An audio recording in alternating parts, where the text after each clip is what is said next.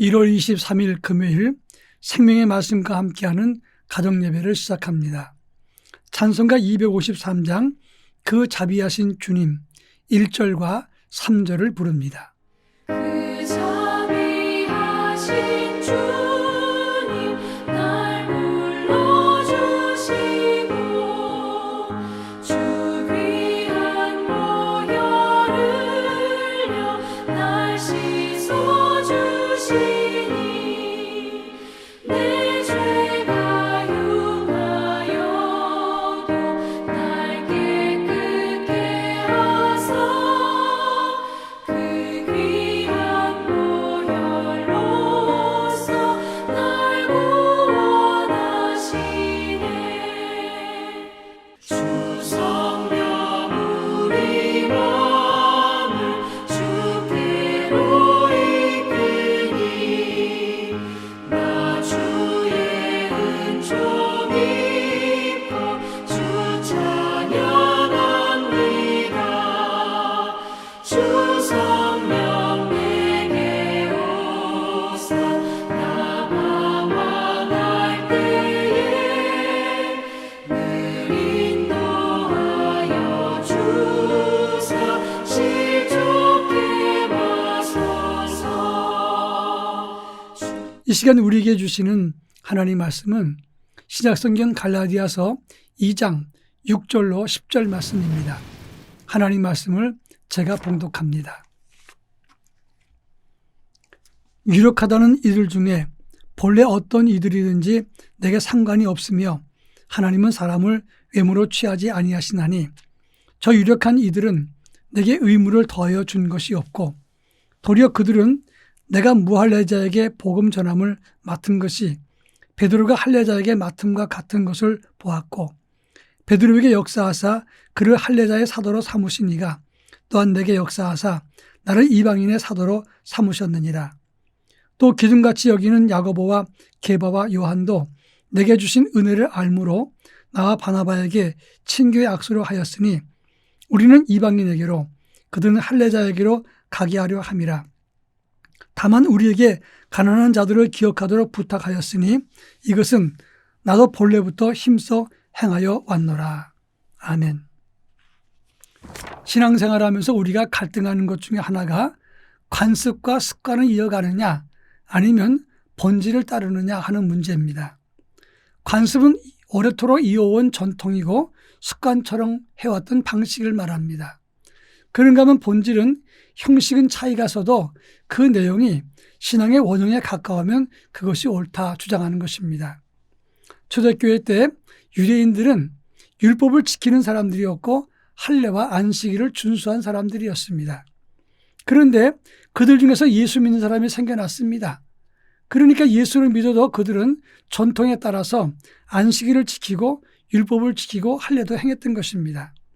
그런데 기독교인들은 꼭 율법을 그렇게 지켜야 되느냐? 형식에 매이는 것은 잘못된 것이고 예수 십자가로 구원받는 것이다. 이것을 강조한 사람이 생겼던 것입니다. 그래서 초대교회 때는 첨예하게 두 가지 문제가 갈등으로 수면 위로 올라왔습니다. 첫째는 할례의 문제고 두 번째가 안식일을 지키는 문제였던 것입니다. 안식일의 문제는 주일을 지키는 것으로 대체되었지만 할례 문제는 또 다른 문제였습니다. 할례는 선민의 표식이라 주장한 사람이었었는데 기독교인들은 선민의 표식은 할례가 아니라 성령의 인치심이라 생각했던 것입니다. 그러다 보니까 바울은 이방인들, 즉 율법을 모르는 이방인들에게 하나님의 아들 예수 그리스도의 십자가가 우리를 구속하셨다고 말씀을 전했습니다. 율법 모르는 그들에게 율법의 의무를 강요하거나 할례도 강조하지 않았던 것입니다. 그러나 예루살렘 중심으로 있었던 유대 기독교인 율법주의자들은 그것은 바울에게 있어서 큰 부담이 되었던 것입니다. 예수를 믿어도 그렇게 믿으면 안 된다. 우리처럼 율법을 지키고 할례를 행하고 안식일을 지켜야 된다. 이렇게 갈등했던 것입니다. 그래서 바울이 세운 이방인 중심의 교회와 예루살렘 중심의 유대교 중심의 기독교인과 갈등이 생겼던 것입니다. 그래서 이 문제를 해결하기 위해서 사도행전 15장에서 제1회 예루살렘 총회로 모였던 것입니다. 유대인들은 율법의 의무를 지는 문화이기 때문에 예수 믿고 구원받아도 율법과 할례를 지키도록 해라. 그렇지만 이방인들은 유대인도 아니고 율법의 의무가 없는 사람들이니까 그들에게 우리처럼 율법의 굴레를 씌울 필요가 없다. 그러면서 그들에게 할례나 안식일 준수가 아니라 오직 주의를 준수하며 복음으로 구원받는 이신칭의 믿음을 인정했던 것입니다. 이제 바울은 이방인을 중심으로 열심히 선교해서 교회를 세웠는데 바울이 갈라디아에서 교회를 세운 다음에 바울이 그 교회를 떠난 다음에는 유대 율법주의 신앙인들이 들어와서 바울이 세운 교회는 잘못됐다고 주장을 한 것입니다. 바울은 사도가 아니고 우리들이 사도의 전승을 이어간 참된 믿음이다. 그러니까 예수 믿어도 할례를 받고 안식일을 지키고 그리고 율법을 준수하라 이렇게 강조했던 것입니다.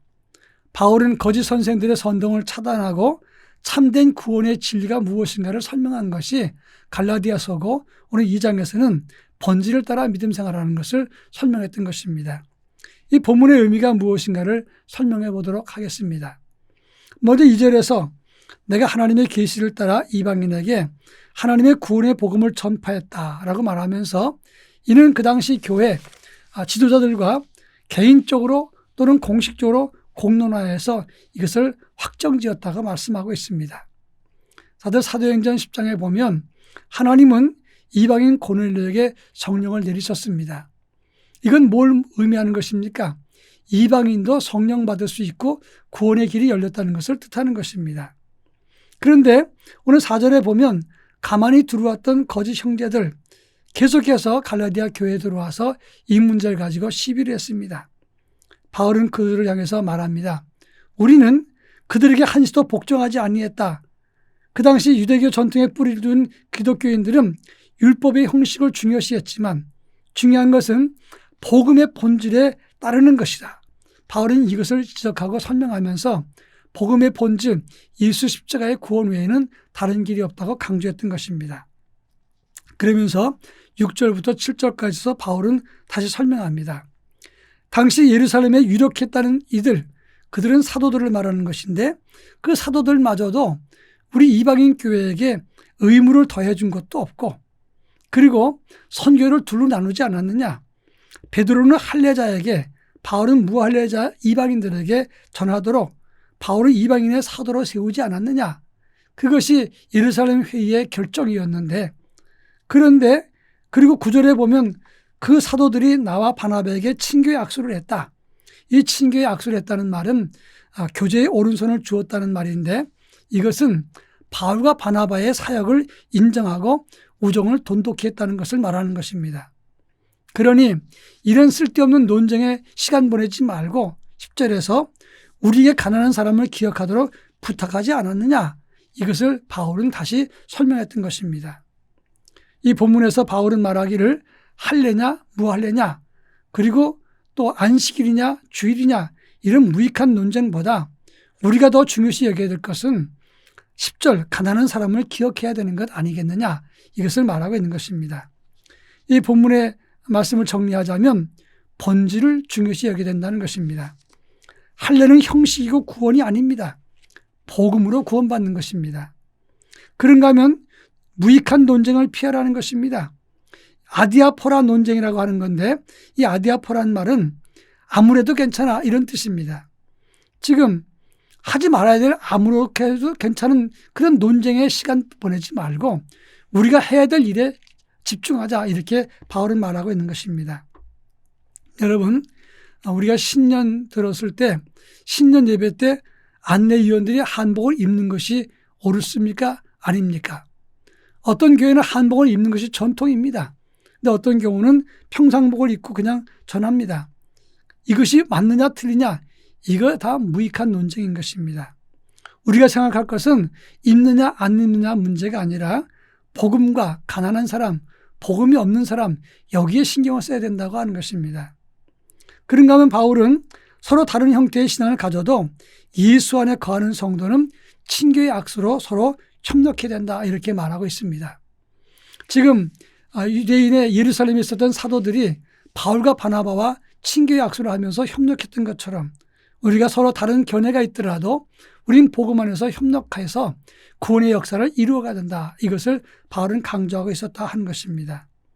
우리 모두 금년 한 해 하나님 말씀을 붙잡고 통 큰 믿음, 더 큰 믿음과 원형을 향해서 달려가는 믿음, 그러면서도 본질의 사명에 충실하는 하나님의 사람으로 살아갈 수 있기를 바랍니다. 다 같이 기도합니다.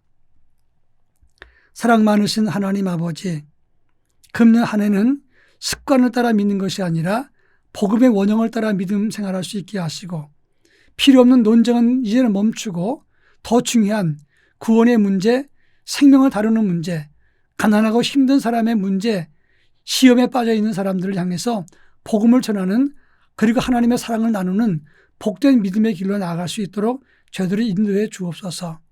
우리 앞에 펼쳐질 하나님의 새 한 해는 정말 힘들고 어려운 복음 없는 사람들을 위한 한 해가 될 수 있도록 저희들에게 은혜를 허락해 주시고 저들에게 복음을 나누는 기회가 될 수 있도록 역사해 주옵소서. 예수님의 이름으로 기도합니다. 아멘.